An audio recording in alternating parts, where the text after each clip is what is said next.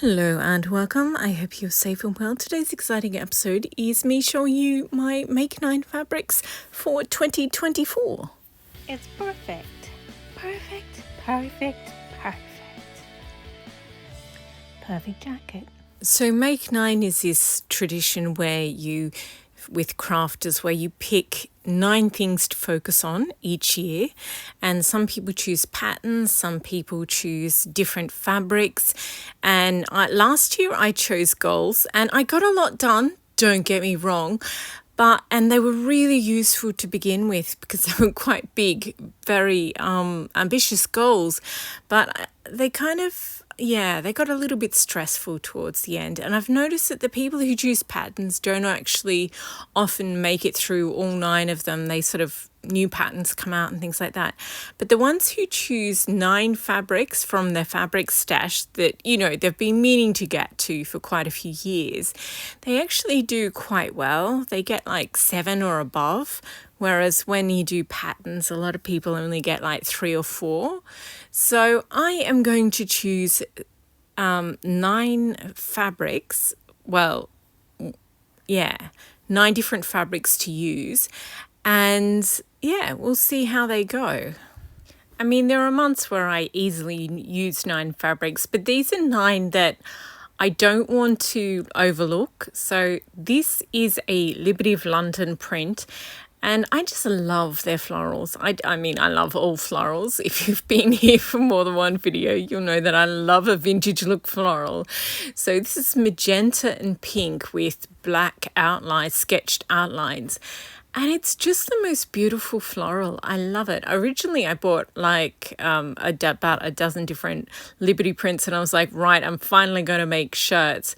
But I think with this one, I will make a dress because it's just such a pretty color. And sometimes I look at a fabric and you know how you hold the sides of dresses and you go, I love this dress. Yeah, I look at this fabric and I'm like, yes, I could totally do that with this fabric. It would make the most beautiful dress. And I live in a mild climate, so I tend to make sleeveless dresses and like in the cooler months wear them over a long sleeve t-shirt, and if it's quite cold, yoga pants as well. And then in summer, just like as a jumper dress over maybe a t-shirt or just by itself. So yes, this is going to be a simple cotton dress. Okay, next we have, this a tweed that was made in France. And it's the most beautiful fabric. So obviously Europe has, because it's so densely populated, it has much higher environmental standards than perhaps other countries. So yeah, tweeds made in France are just beautiful. They're so fine. I mean, I love English and Scottish ones as well, and Italian ones, but the French ones, I don't know, there's something about them. It's just beautiful. Anyway, I think of all my tweeds, I've got less than 100 left, and this is perhaps the only French one. And it's lemon, gold, yellows, creams, whites, and it's just absolutely magnificent. So Chanel style jacket out of that one. It's going to be so beautiful. I mean, it'll be a shame to cut into the last one. There's some that I'm saving, but at some point you've got to make them up. So my next fabric is actually a jacket that I want to bead. So I made this because I wanted it to look like a vintage knit or one of those ugly sweaters. I think the vintage ones, I can't knit, unfortunately, but yeah. And then I saw this tweed. It was at Mood Fabrics in New York City, and it's ex-designer stock. I think it was Marc Jacobs, and I just bought it because it just looks like one of those vintage knits. It's so amazing. And yeah, so I made it during Vlogmas, which was December. You make a video each day. And now I want to bead it, and I just don't want to overlook it because I've actually got quite a few jackets that I want to bead. Yeah, I didn't quite have enough fabric, so the undersleeve is the other way, but everything else is like the pattern matching. I'm pretty proud of the pattern matching on this one. So yeah, I've picked out beads that are going to accentuate the ugly sweater / vintage knits style of the tweed.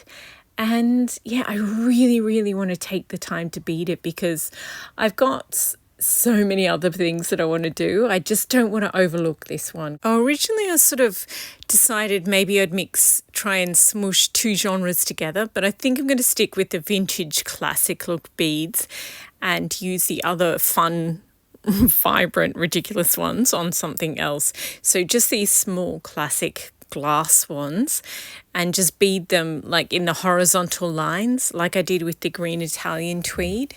So yeah, so these are the other ones, the little bits of fruit and things like that. I think it'll be nice to use them on something else.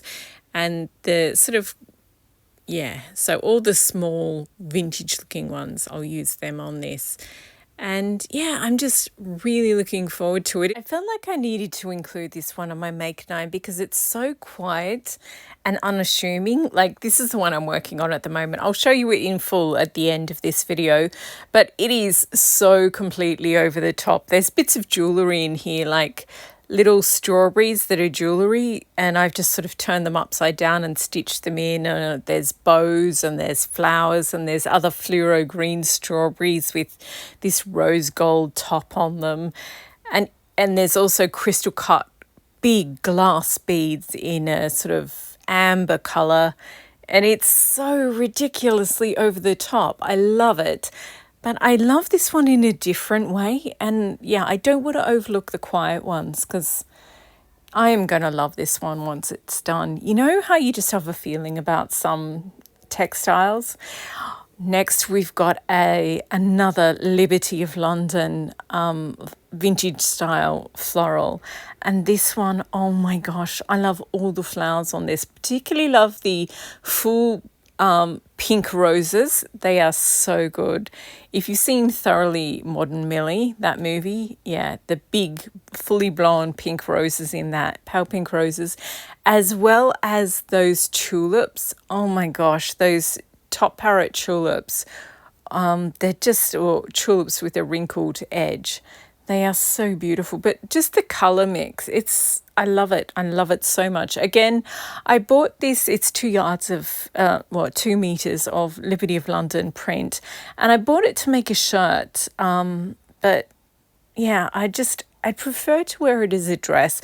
I guess I wear shirts over a top and jeans or a top and trousers, and I wear these jumper dresses. That's the tulip there. Okay, yeah, I had to go and have a coughing fit. Sorry about that. So, yeah, I love this fabric, and it does look really good with that French tweed, the lemons and the yellows of that French tweed. But, I mean, this goes with everything. It's amazing. So, yes, I think I'm just going to make a simple dress out of this. There's kind of 3 go-to patterns I have for simple cotton dresses. And yeah, I don't know, maybe the keyhole one or maybe the one that I showed you just before with the sample dress is that lovely white one. So yeah, it's just beautiful. As soon as I saw it, I was like, oh my gosh, it's adorable. So yeah, it's a gorgeous, I guess it looks a little bit like an old-fashioned interior design fabric, but I don't know. It's beautiful. I love it. So next we have, which one's next? Oh, yeah, it's a Linton tweed. I actually have this in a different colorway as well. So this one is blue, pale blue, teal, coral and red, and I also have it in flamingo pink and khaki or olive green, and it's, yeah, I've just sort of, there's a few threads pulled, so I've just shown you them. There's the sparkly one is shredded cellophane twisted back together again, and Linton just has some great yarns that are sort of signature yarns of theirs. And this one is just beautiful. Like, I have a vintage Linton tweed that's got serrated, shredded cellophane in orange, and yeah, it's just one of their great tweeds and great yarns. And this is a beautiful tweed. So I actually want to make both of them up, but I'm just showing you one because there wasn't any blue in there. So yeah, I think it's lovely. And again, understated, and I don't want to overlook it. This is a Chanel style or Lesage style tweed. Lots of different ribbons and a few bits of wool in there as well. It's quite common to see just black and white tweeds that are quite nice. But this is the charcoal in there and the beige, and I don't know, it's a little more elevated than plain black and white. I do have some beautiful black and white ones, but this one, I don't know, it's a little more subtle and a little more complex, and ribbons are really difficult to work with. So it's going to be challenging, but also incredibly beautiful. So next we have another, this isn't a Liberty of London print. It's just a vintage style cotton lawn, and the black bits, I originally thought they were olives, and I just thought that was hilarious, but they're actually rose hips. I've got this in a different colorway as well, because it came in an autumn colorway, and I got that, and then I think the next season they had it in just pinks and olive, and yeah. So I'm going to make I was going to make a shirt out of that. I might make a dress. I'm not sure. Now, I'm one side of my family is Scottish, the other side is English, and I don't have anything tartan. And I have this one tweed that it's traditional look tweed from Linton Tweeds in the UK. And yeah, I want to make it up because I don't have anything tartan, and I just feel like, I don't know, I should maybe, I don't know.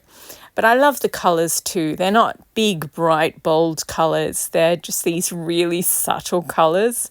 I love it. I was going to make something Vivienne Westwood out of it, so a really cropped jacket with short sleeves so that I could do, all different angles in each piece of but I'm not sure. I just want to use it. Okay, we have one more textile, and then I also have some flowers, a bag of different flowers that I want to use. So the last one is a tweed, and I have loads of olive and khaki tweeds, and I love them all. But this one in particular, yeah, as I said earlier, I sometimes get a fabric and I'm like, this is going to be a favorite. This is absolutely going to be a favorite. As soon as it is made up, it is going to be a favorite. And this is definitely one of those ones. And again, I've got these smoky black glass beads that are sort of a little bit small, but they've got a nice weight because they're solid glass. And I just think as soon as I make this up, yeah, I think those beads, I'm going to beat it with just sort of smallish, smoky black glass beads. And it's just going to be, again, understated, but absolutely beautiful. And this is a bag of flowers. I actually meant to get out a different bag of flowers. I meant to get out the purple and blue one because next month I'm doing rom-coms, and one of them is You've Got Mail, and I'm going to do a floral jacket based on a community garden in New York City that I absolutely love, the 91st Street Community Garden. So if you ever go to New York City in summer or spring, absolutely check it out. It's Riverside Park, and it's just, there's this strip, garden sort of strip, and it's so beautiful. Anyway, this is a different one. This is the Highland one mix, and I might sort of make a jacket that's half tweed, half flowers, and that way, because with that tartan tweed, I've only got 1 meter of it, so you can't really do pattern matching. When you pattern match with tartan, you end up using about 2.5 times as much fabric. You're needing about 2.5 times as much fabric as you actually use.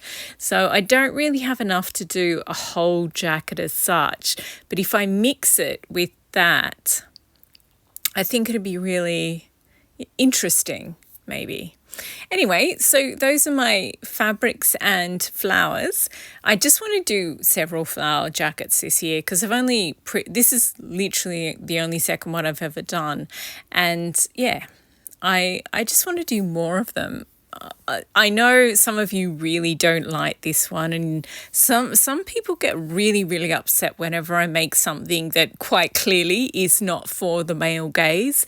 And I know some of you think it's really important to always look attractive and always look feminine, but not everyone has the same goals in life as you do.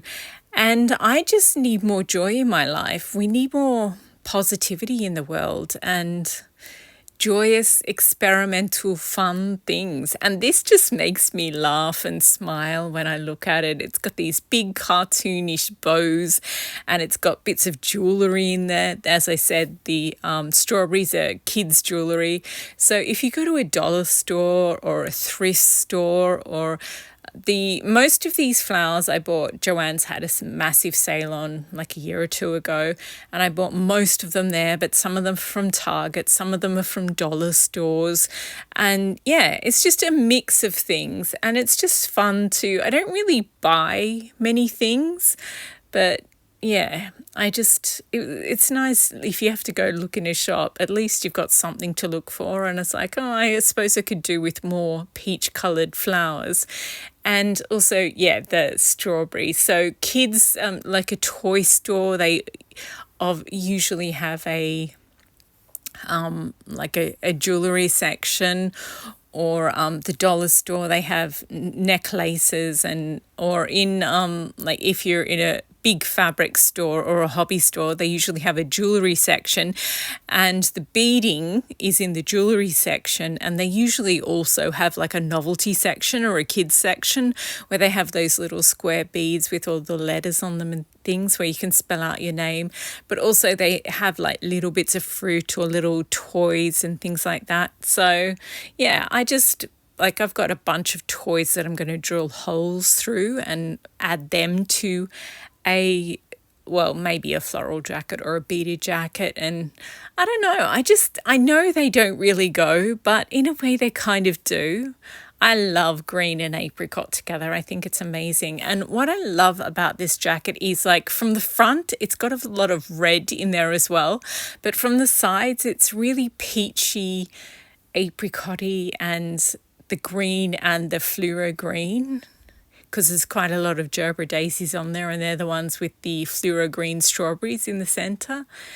And yeah, I'm not going to fill in the arms completely. I am going to put in a few more bits of fern on both arms so that I cover some of the stitches that are there, but you're still going to be able to see right through.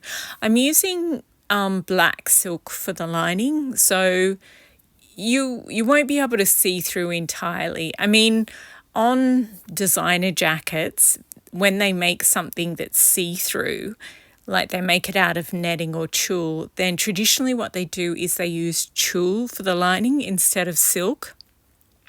This really high-grade tulle that, it's strong enough, but the problem is the point of lining is that it protects the inside of the jacket. So it's there to protect all the thread that you've got, and all the knots. It's there to protect them. And one of the ways it protects it is that, obviously, this is a bit gross, but when you wear a jacket, your dead skin constantly falls off. And yeah, the good thing about silk is that it protects the inside of your jacket because nothing can go through the silk. Whereas if you make your lining out of tulle, stuff can get into the back of your jacket. So yeah, I don't really want to do tulle because when you make a designer jacket, the person who's buying it is a multimillionaire or a billionaire, and they don't wear things more than a few times. So it doesn't really matter if you use tulle as the lining. It's just going to be worn a couple of times to get photographed, be in the paper, and then it's going to be donated as a tax write-off to a museum, and the curators are going to fix it and they're going to be paid to do the upkeep on it for the next few decades. Whereas when I make a jacket, I make it to be worn a lot. So yeah, I kind of do need to have silk lining rather than use a tulle. So that's a bit off topic, but anyway, yeah, so it's going to have black silk for the lining. So there you go. And obviously I've got loads of other things to do as well, but I just thought it'd be nice to have 9 fabrics or ingredients that I don't want to overlook this year. And because, yeah, I feel like it's a constant struggle of things that I want to get done and I don't have time to do. I think everyone's the same. We all want to do lots of stuff, but yeah. And these are just the ones that I really, really want to get to. For a few years now, some of the Liberty of London prints are new, but the rest of them, the tweeds I've had in my collection for years. And I'd really, really like to get to them this year. Oh, I love this one. I showed that in the Amelie themed fabric haul that I did quite a few months ago now. And I still haven't made it up into anything. This one, I think of all the ones I've shown you, this is probably the one I've had the longest. And yeah, and that it's such a beautiful creamy coloured olive. It's beautiful. I love it so much. And the Highland flowers. I'm really looking forward to doing several different floral jackets. They and mixing different things into each one. It's going to be fun. Anyway, so yeah, I hope that's been a little bit inspiring to you. And yeah, I'm looking forward to using all of these. It's a low pressure stakes because last year, as I said, I'll do a separate video on my 2023 Make 9 goals. And I'm going to do a separate video on goals, like overall goals for this year. But I just thought I'll pick 9 easy things, manageable, not easy. They are a bit challenging, but they're manageable. So I'm pretty sure I'm going to get to them all this year. And oh my gosh, this jacket that I'm working on at the moment, wow, she's a doozy. I absolutely love it. And the strawberries are just the cherry on the top for me. I absolutely love them. So that is my Make 9 for 2024. How did you go with if you do Make 9, what did you do patterns or did you do fabrics? And how did you go last year? Because yeah, I felt I just did 9 big plans for last year and yeah, I mean, it worked for a little while, but then it just got a little bit exhausting. So I think choosing 9 fabrics is much more manageable, but also a little bit inspiring. So anyway, thanks again for watching. I hope you enjoyed and happy sewing and happy planning and, getting to your plans eventually, hopefully. Happy sewing.